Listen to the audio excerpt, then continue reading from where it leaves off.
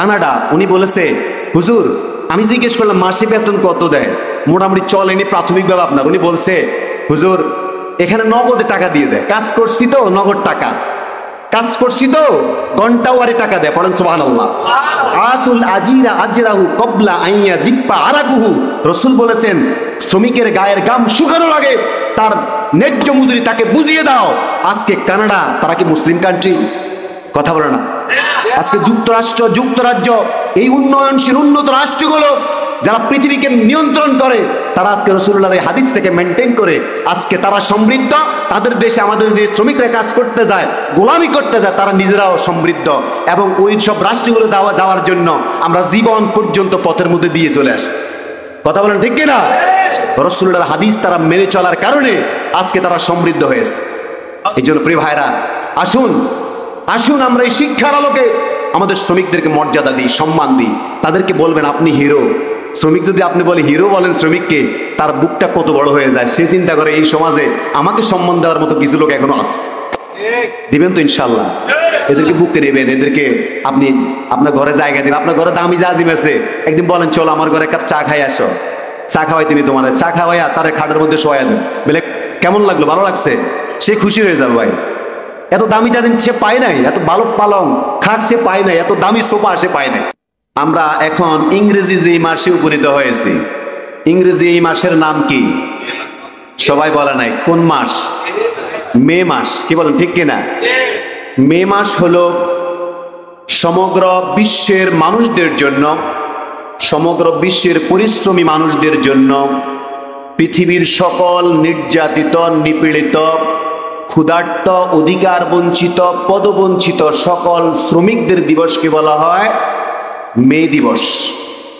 এই মে মাসে একটি দিবস আছে, সেই দিবসের সাথে আমরা অনেক শ্রমিক আমরা যারা বাংলাদেশি, আমরা কিন্তু বেশিরভাগ আমাদের শ্রমিক মানুষ। কি বলেন ঠিক কিনা?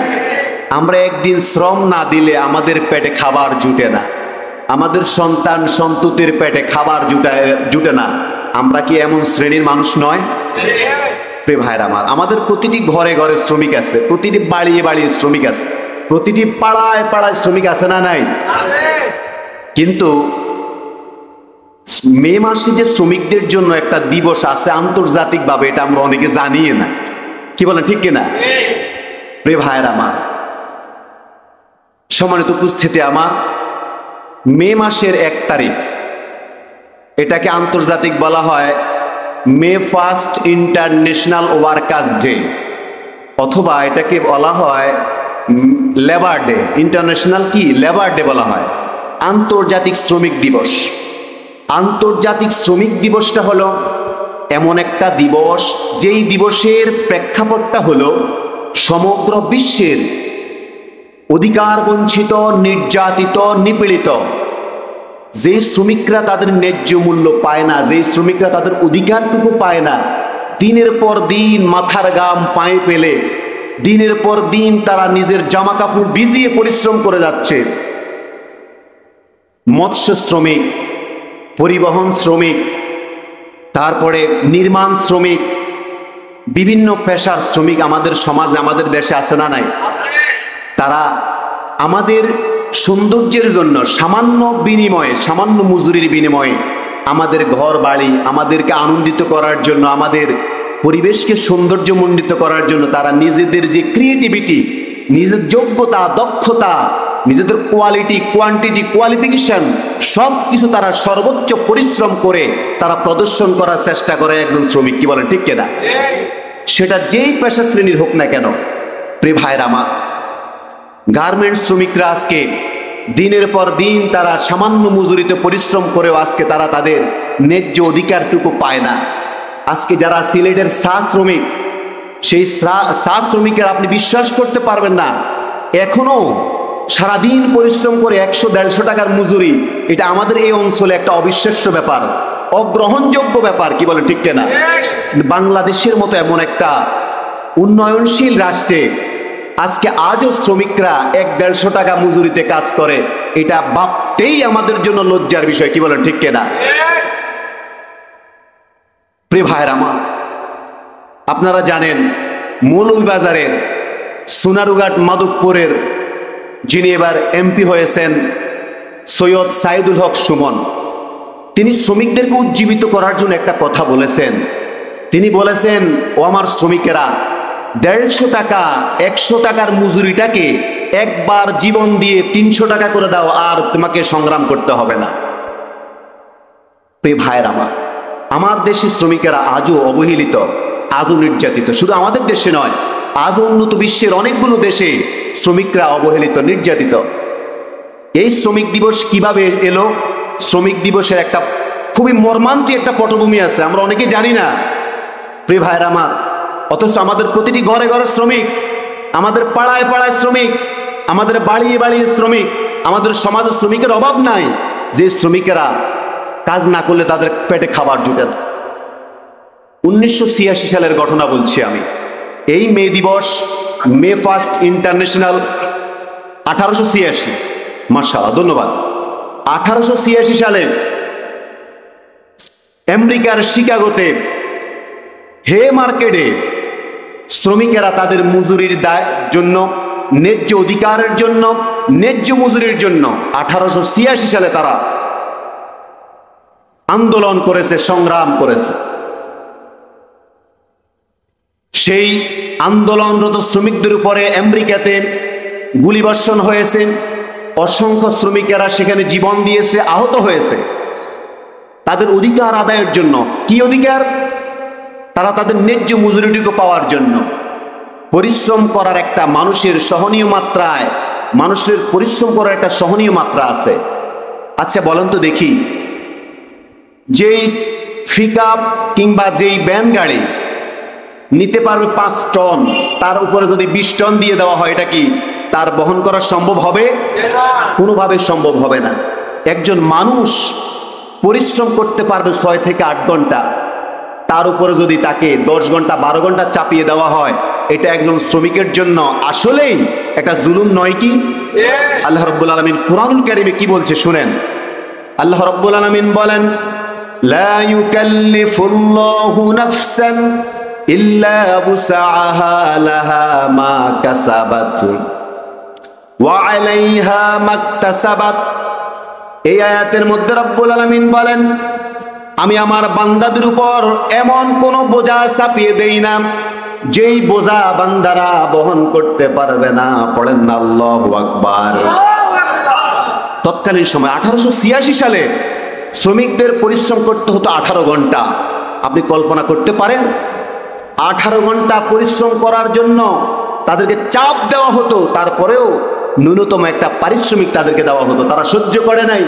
শ্রমিকরা আন্দোলন করেছে, সংগ্রাম করেছে, জীবন দিয়েছে।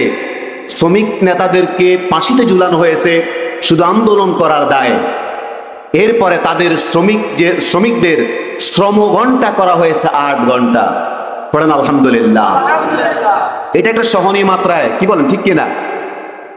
প্রিয় ভাইয়ের আমার, 1886 সালের সেই 1 মে, সেই আন্দোলনের বদৌলতে, 1886 সালের সেই 1 মের আন্দোলনের কারণে জীবন দেওয়ার বিনিময়ে শ্রমিকদের, আজকের এই শ্রমিকদের যেই নির্দিষ্ট একটা সময়ের পরিশ্রম করার কথা 7-8 ঘন্টা, এটা নিশ্চিত হয়েছে।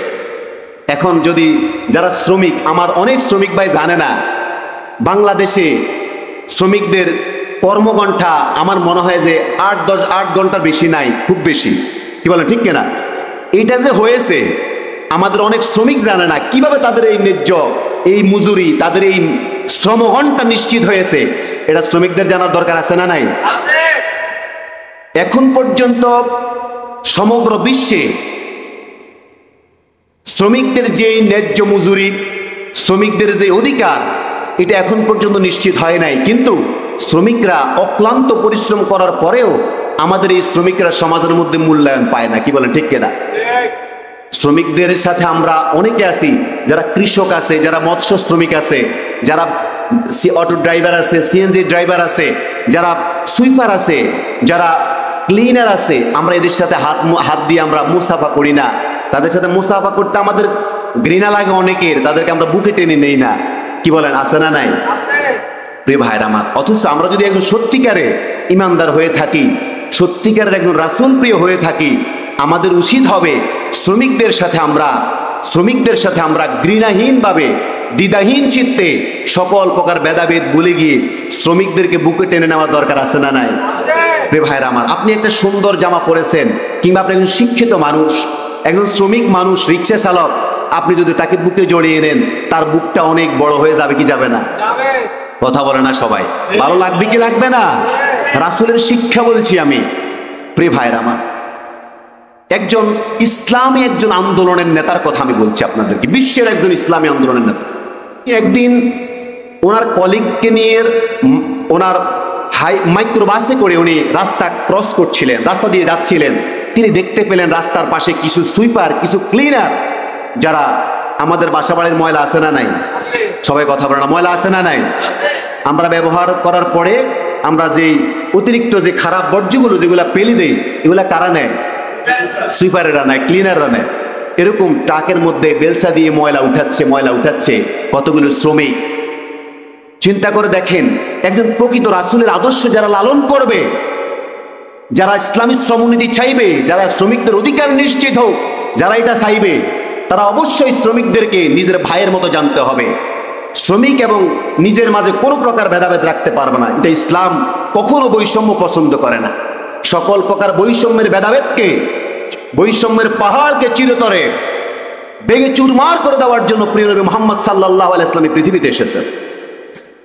প্রিয় ভাইরা আমার, ওই ইসলামী আন্দোলনের একজন অগ্রদূত, বিশ্ব ইসলামী আন্দোলনের সেই নেতা, তিনি ড্রাইভারকে বললেন, ড্রাইভার গাড়ি ব্রেক করো। বললো, স্যার কেন গাড়ি ব্রেক করব? বলো দাঁড়াও। এই বলে তিনি গাড়ি থামিয়ে পাশের একটা বিরিয়ানি হাউসে গেলেন। বিরিয়ানি দোকানে গিয়ে তিনি সেখান থেকে শ্রমিক হিসাব করে সেখান থেকে বিরিয়ানির প্যাকেট নিলেন। একজনের জন্য 2টা করে প্যাকেট নিলেন। কয়টা? 2টা। এই ঘটনা থেকে আপনার শিক্ষণীয় আছে ভাই, একটু দেখেন শিক্ষণীয় পান কিনা আপনি কিছু। তিনি একজন শ্রমিকের জন্য 2টা করে প্যাকেট নিলেন, আর কতগুলো পানির বোতল নিলেন। তিনি শ্রমিকদের কাছে গেলেন, শ্রমিকদের কাছে গিয়ে বলল, আসসালামু আলাইকুম। শ্রমিকরা কাজে ব্যস্ত, সালামের উত্তর দেয় নাই। দ্বিতীয়বার সালাম দিল, সালামের উত্তর নেয় নাই। তৃতীয়বার আবারও সেই দায়িত্বশীল সালাম দিলেন, সালামের উত্তর নেয় নাই। তখন সেই দায়িত্বশীল বলল, এখানে কি তোমরা কেউ মুসলমান নাই? একজন হিন্দু বলল, আমি হিন্দু, বাকি সব মুসলমান। বললো, তাহলে সালামের উত্তর নিলা না? কারণ হলো, শ্রমিকদেরকে আজ পর্যন্ত, এই সুইপারদেরকে, ক্লিনারদেরকে কেউ সালাম দেয় নাই। তাদের কাছে এভাবে কেউ আসে নাই, তাদেরকে অবহেলা করেছে, তাদেরকে কৃষক বলে তাদেরকে অবমূল্যায়ন করেছে, তাদেরকে রাজমিস্ত্রির জোগাড়ি বলে তাদেরকে অবমূল্যায়ন করা হয়েছে, তাদেরকে রাস্তার শ্রমিক বলে অবমূল্যায়ন করা হয়েছে, তাদেরকে নির্মাণ শ্রমিক বলে অবমূল্যায়ন করা হয়েছে, তার পড়াশোনা নাই বলে তাকে অবমূল্যায়ন করা হয়েছে, সে মাছ ধরে জেলে বলে তাকে অবমূল্যায়ন করা হয়েছে, তাকে শিক্ষিতদের সাথে খেতে দেওয়া হয় নাই, বসতে দেওয়া হয় নাই। শিক্ষিতরা আমাদের সমাজের তথাকথিত সমাজপতিরা তাদেরকে কখনো বুকে টেনে নেয় নাই। তারা কিভাবে, সেই একজন ডক্টর ছিলেন তিনি, একই সাথে তিনি একজন দায়িত্বশীল ছিলেন, একজন ইসলামী আন্দোলনের নেতা ছিলেন, তার কিভাবে সালামের উত্তর দিবে? তৃতীয়বারে যখন তিনি এভাবে একটা কথা বললেন, তোমরা কি কেউ মুসলমান নয়? তখন তারা উত্তর দিল, ওয়ালাইকুম আসসালাম। তখন তারা বেলসা রাখলো, তারা ওই লোকটার দিকে তাকালো, বলল, কেন আপনি আমাদেরকে যে সালাম দিলেন কেন? বললো, তোমরা যে আমার ভাই। বলেন আল্লাহু আকবার। বললো, তোমরা যে আমার, আমি একজন ডাক্তার মানুষ, আমি রাস্তা দিয়ে যাচ্ছিলাম, দেখলাম তোমরা কাজ করছো, তোমরা সুইপার মানুষ, তাতে কি হয়েছে? তোমরা আমার ভাই, তো কেন আসছেন? বললো, আমি আসছি তোমাদেরকে হাত দোয়ানোর জন্য। পড়েন আল্লাহু আকবার। আমি আসছি তোমাদেরকে কি দোয়ানোর জন্য?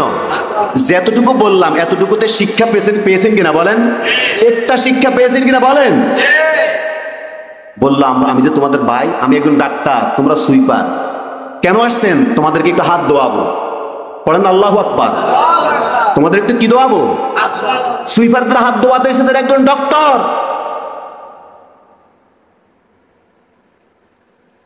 তখন তিনি বোতলের ছাপা খুলে এক এক করে শ্রমিকদের হাত দোয়ালেন, আর শ্রমিকরা মৃদু হাসছেন।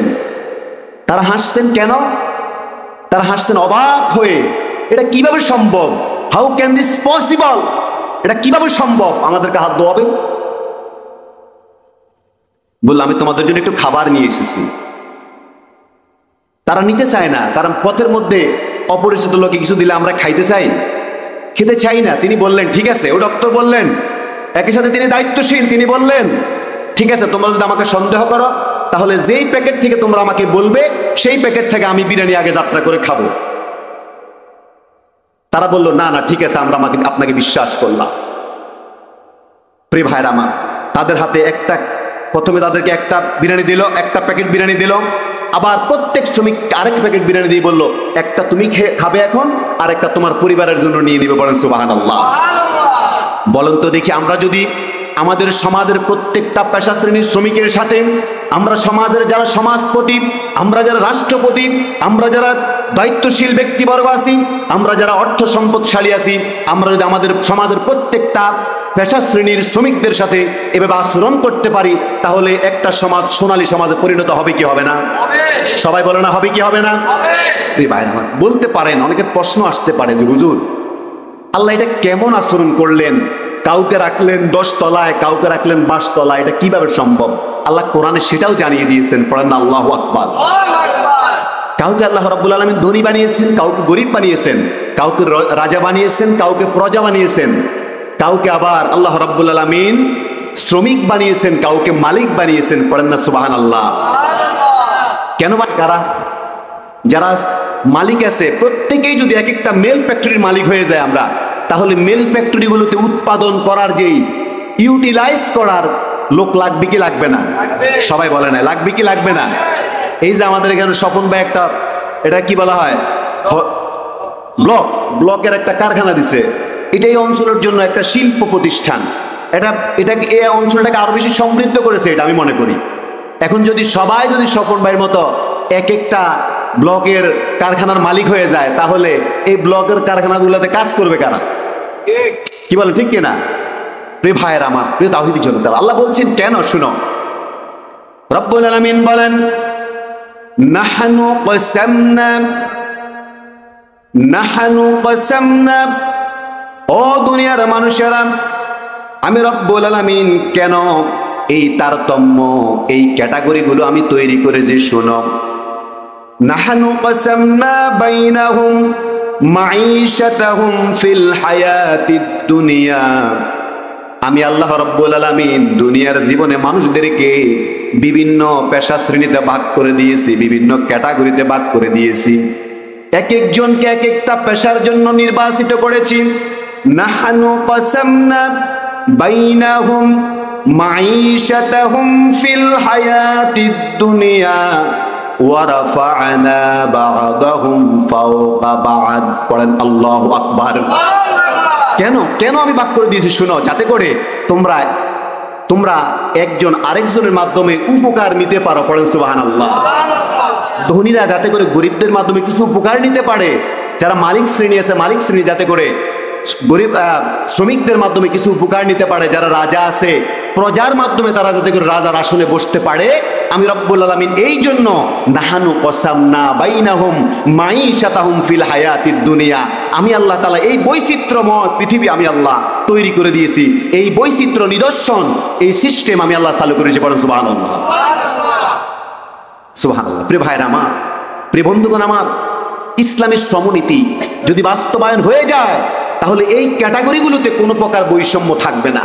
মালিক যেখানে বসে খাবার খাবে, তার কর্মচারী তার শ্রমিকও একই টেবিলে বসে খাবার খাবে। এরকম দৃশ্য আমরা দেখতে চাই কি চাই না? কথা বলে না, চাই কি চাই না? আজকে বাবুরা বসে এক টেবিলে, শ্রমিকদেরকে বসা আরেক টেবিলে। আমার রাসূল তো 64,000 বর্গমাইলের প্রেসিডেন্ট ছিলেন। কখনো তো রাসূলুল্লাহ এমন ডিসক্রিমিনেশন, এমন বৈষম্য নীতি রাসূলুল্লাহ কখনো পছন্দ করতেন না। সকল প্রকার ডিসক্রিমিনেশনকে চিরতরে ভেঙে দিয়ে, চুরমার করে দিয়ে এখানে একটা ফেডারালিজম, সমতা, সাম্য, একটা সুন্দর একটি সমাজ প্রতিষ্ঠার জন্য কবি নজরুল যেভাবে সাম্যের গান গেয়েছেন, মৈত্রীর গান গেয়েছেন, সেই সাম্য এবং মৈত্রীর বন্ধনে আবদ্ধ হয়ে একটা সীসাডালা প্রাচীরের বন্ধনে আবদ্ধ হয়ে একটা সমাজ গঠনের জন্য পৃথিবীতে বিশ্বনবী আগমন করেছেন। পড়েন আল্লাহু আকবার। ইসলামী শ্রমনীতি কি?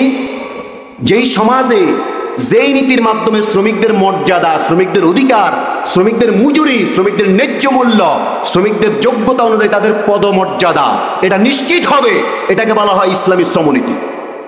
আজকে লক্ষ্য করে দেখেন, সমাজের মধ্যে কি আমার শ্রমিক ভাইদের কোনো মর্যাদা আছে, কোনো সম্মান আছে? আপনি চিন্তা করে দেখেন, ইসলাম বলছে যে ঘাম জড়িয়ে খায়, রাসূলুল্লাহ বললেন যে পরিশ্রম করে খায়, তার মতো পবিত্র মানুষ, তার মতো সম্মানিত মানুষ আল্লাহর জমিনে আর কেউ হতে পারে না। বলেন আল্লাহু আকবার। আল্লাহ বলছেন ওয়ালাকাদ কাররামনা বানি আদম, I have dignified all of you, আমি তোমাদের সম্মানকে উঁচু করে দিয়েছি। ওয়া হামালনাহুম ফিল বাররি ওয়াল বাহরি, আমি জলে এবং স্থলে তোমাদের জন্য বাহন দিয়ে দিলাম, বাস দিলাম, ট্রাক দিলাম, সিএনজি দিলাম, অটো দিলাম। স্থলের মধ্যে এই গাড়িগুলো আছে না নাই? বড় বড় ট্রাক আছে না নাই? আবার ট্রাকগুলা খালের মধ্যে পড়ে গেলে ওগুলো উঠানোর জন্য ক্যারান আছে না নাই? এই যে কয়দিন আগে চন্দ্রগঞ্জের পূর্ব বাজার আপনারা দেখেছেন, বিশাল একটা ট্রাক সিএনজি কে মুখে নিয়ে একেবারে খালের তলায়। অনেকে চিন্তা করছে লাস্ট পর উঠাবে, চিন্তা করছে অনেকে ট্রাকটা কেমনি উঠাবে, মানুষ মরে যায়, এটা আমরা স্বাভাবিকভাবে নেই এখন, কি বলে ঠিক কিনা? ট্রাকটা কেমনি উঠাবে? ট্রাক উঠানোর জন্য ক্যারান আছে না নাই? রে ভাইরা আমার, এই যে আল্লাহ রাব্বুল আলামিন বলছেন ওয়া হামালনাহুম ফিল বাররি ওয়াল বাহর, জলে এবং স্থলে তোমাদের জন্য আমি অনেকগুলো জাহাজ, অনেকগুলো বাহন তৈরি করেছি, লঞ্চ, স্টিমার তৈরি করে দিয়েছি জলের জন্য। আচ্ছা বলেন তো, ট্রাক কি জলের মধ্যে চলতে পারবে? আবার জাহাজ কি উপরে চলতে পারবে? দেখেন, নাহানু কাসামনা বাইনাহুম মাইশাতাহুম ফিল হায়াতিদ দুনিয়া, যেটা যেখানে দরকার সেটারে ওইখানে রাখছে। বলেন আল্লাহু আকবার। এটা হচ্ছে আল্লাহর কসম না, মানে আল্লাহ ভাগ করছেন এটাকে, যেটাকে যেখানে রাখা দরকার ওটাকে ওইখানে রাখছে। ইসলামী শ্রমনীতি হলো যেই সমাজের মধ্যে ইসলাম রাসূলুল্লাহর রেগুলেশন অনুযায়ী, রুল অনুযায়ী শ্রমিকদের অধিকার নিশ্চিত হবে, যেখানে শ্রমিকদের ছুটি থাকবে। বিশ্বের ৮০টি দেশে মে 1 ইন্টারন্যাশনাল ওয়ার্কার্স ডেতে এটাকে সম্মান জানানো হয়ে, ওই যে আমেরিকার শিকাগো হে মার্কেটে যারা শহীদ হয়েছে শ্রমিকদের মজুরির জন্য, তাদের সম্মানার্থে এই দিবসটাকে ইন্টারন্যাশনাল শ্রমিক দিবস বলা হয় এবং এই দিবসে ছুটি দিয়েছে, ছুটি ঘোষণা করা হয়েছে।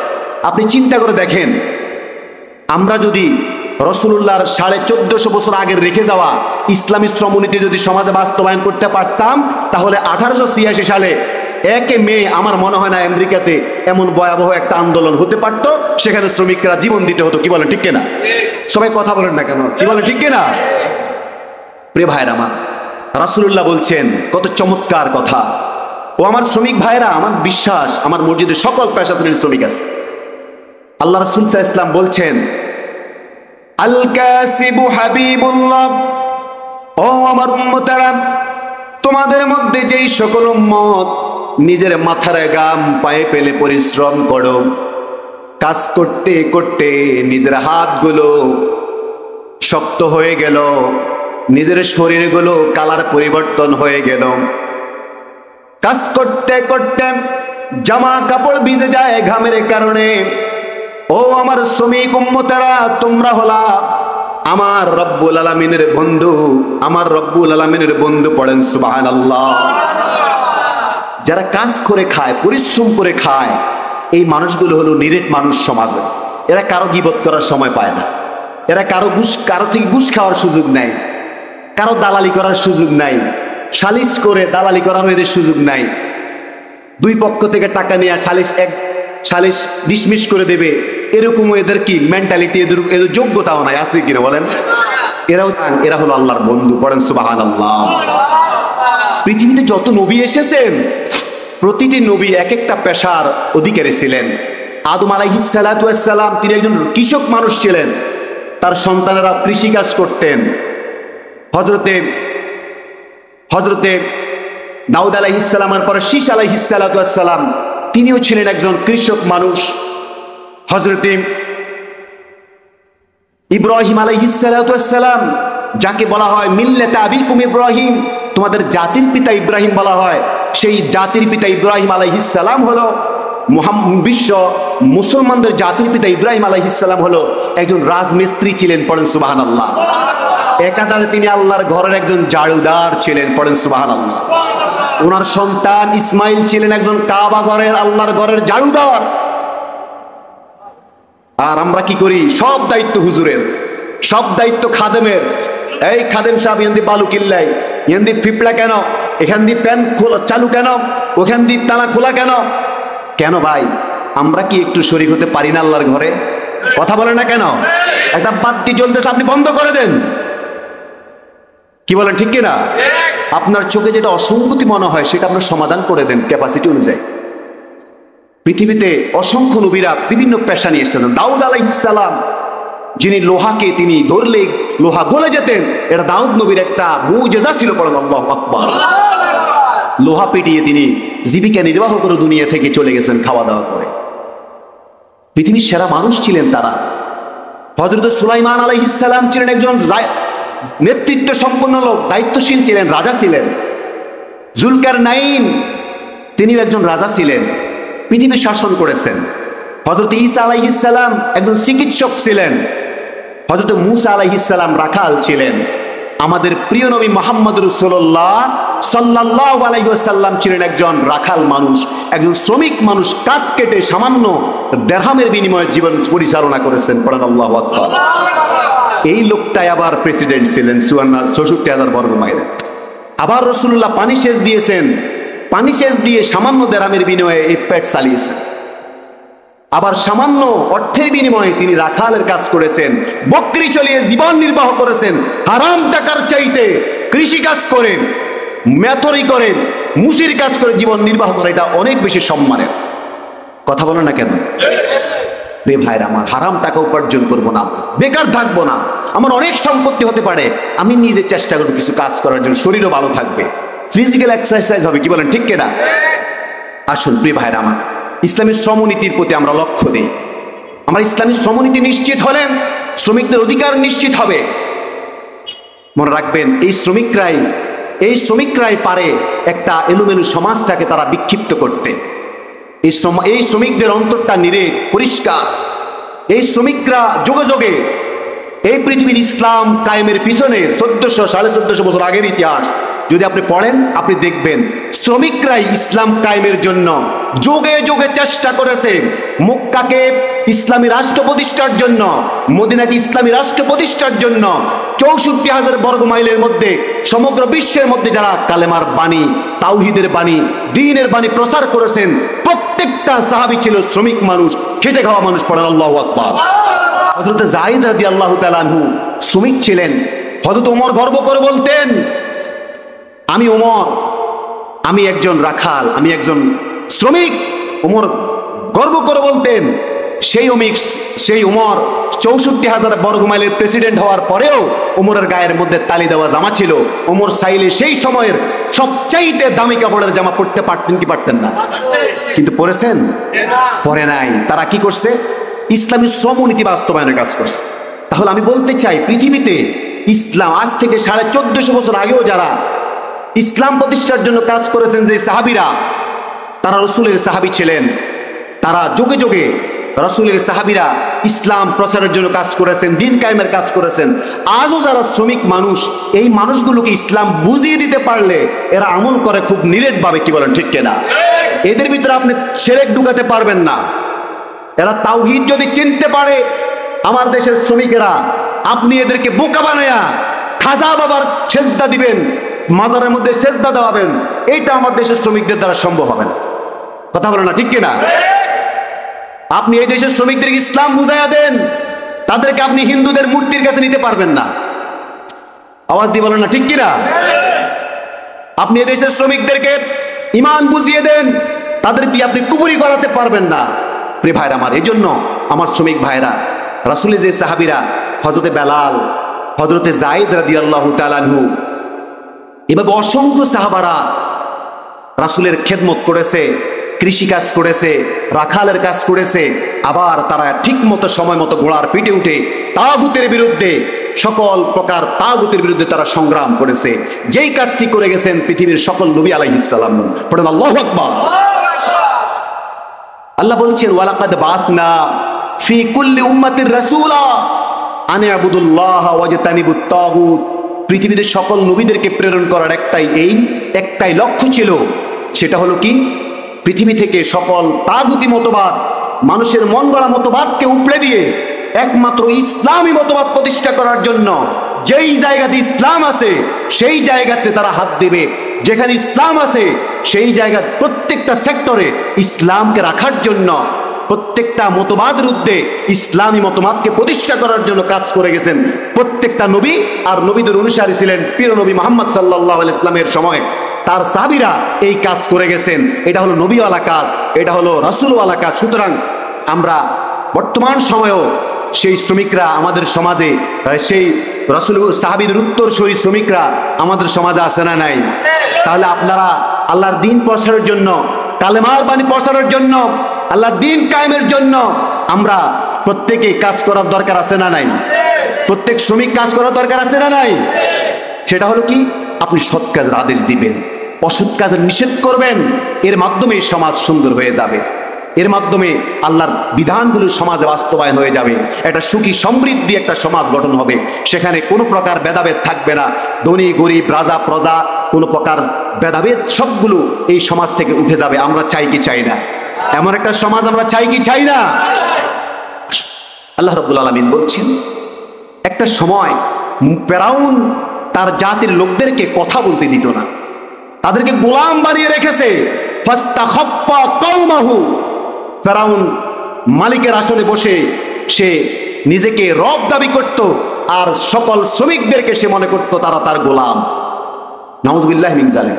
আল্লাহ বললেন, ফেরাউন অনুরিদু আন্নামুন্না আলাল্লাযীনা ইসতুদঈফু ফিল আরদি ওয়া নাজআলাহুম আইম্মাতাও ওয়া নাজআলাহুমুল ওয়ারিসিন।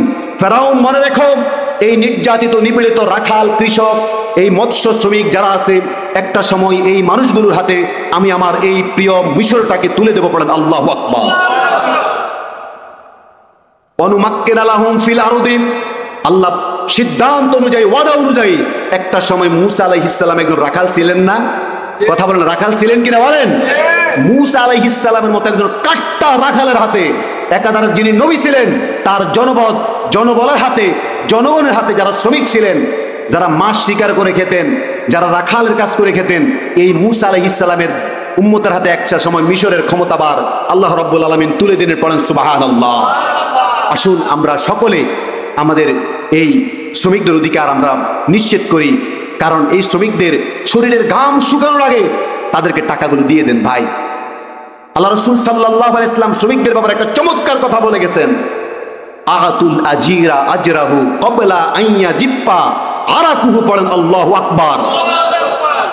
আমি রেকসন ভাইয়ের সাথে কথা বলে দেখলাম, উনি কোন দেশে জানি থাকে, কানাডা। উনি বলেছে, হুজুর আমি জিজ্ঞেস করলাম মাসিক বেতন কত দেয়, মোটামুটি চলেনি প্রাথমিকভাবে আপনার। উনি বলছে, হুজুর এখানে নগদে টাকা দিয়ে দেয়, কাজ করছি তো নগদ টাকা, কাজ করছি তো ঘন্টা ওয়ারি টাকা দেয়। পড়েন সুবহানাল্লাহ। আতুল আজিরা আজরাহু ক্বাবলা আইয়া জিপ্পা আরাকুহু। রাসূল বলেছেন, শ্রমিকের গায়ের ঘাম শুকানোর আগে তার ন্যায্য মজুরি তাকে বুঝিয়ে দাও। আজকে কানাডা, তারা কি মুসলিম কান্ট্রি? কথা বলে না? আজকে যুক্তরাষ্ট্র, যুক্তরাজ্য, এই উন্নয়নশীল উন্নত রাষ্ট্রগুলো যারা পৃথিবীকে নিয়ন্ত্রণ করে, তারা আজকে রাসূলুল্লাহর এই হাদিসটাকে মেনটেন করে আজকে তারা সমৃদ্ধ। তাদের দেশে আমাদের যে শ্রমিকরা কাজ করতে যায়, গোলামি করতে যায়, তারা নিজেরাও সমৃদ্ধ। এবং ওই সব রাষ্ট্রগুলো যাওয়ার জন্য আমরা জীবন পর্যন্ত পথের মধ্যে দিয়ে চলে আসি। কথা বলেন ঠিক কিনা? রাসূলুল্লাহর হাদিস তারা মেনে চলার কারণে আজকে তারা সমৃদ্ধ হয়েছে। এই জন্য প্রিয় ভাইরা, আসুন আসুন আমরা এই শিক্ষার আলোকে আমাদের শ্রমিকদেরকে মর্যাদা দিই, সম্মান দিই। তাদেরকে বলবেন আপনি হিরো। শ্রমিক যদি আপনি বলে হিরো বলেন শ্রমিককে, তার বুকটা কত বড় হয়ে যায়। সে চিন্তা করে এই সমাজে আমাকে সম্মান দেওয়ার মতো কিছু লোক এখনো আছে। দিবেন তো ইনশাল্লাহ? এদেরকে বুকে নেবেন, এদেরকে আপনি আপনার ঘরে জায়গা দিবেন। আপনার ঘরে দামি জাজিম আছে, একদিন বলেন চলো আমার ঘরে এক কাপ চা খাই আসো। চা খাওয়াই তিনি তোমার, চা খাওয়াইয়া তারা খাটের মধ্যে শোয়া দেন। বলে কেমন লাগলো, ভালো লাগছে? সে খুশি হয়ে যাবে ভাই। এত দামি জাজিম সে পায় নাই, এত ভালো পালং খাট সে পায় নাই, এত দামি সোফা সে পায় নাই। আসুন আমরা আমাদের শ্রমিকদের অধিকার নিশ্চিত করার চেষ্টা করি, তাহলে একটি সমাজ সুখী সমৃদ্ধ হবে।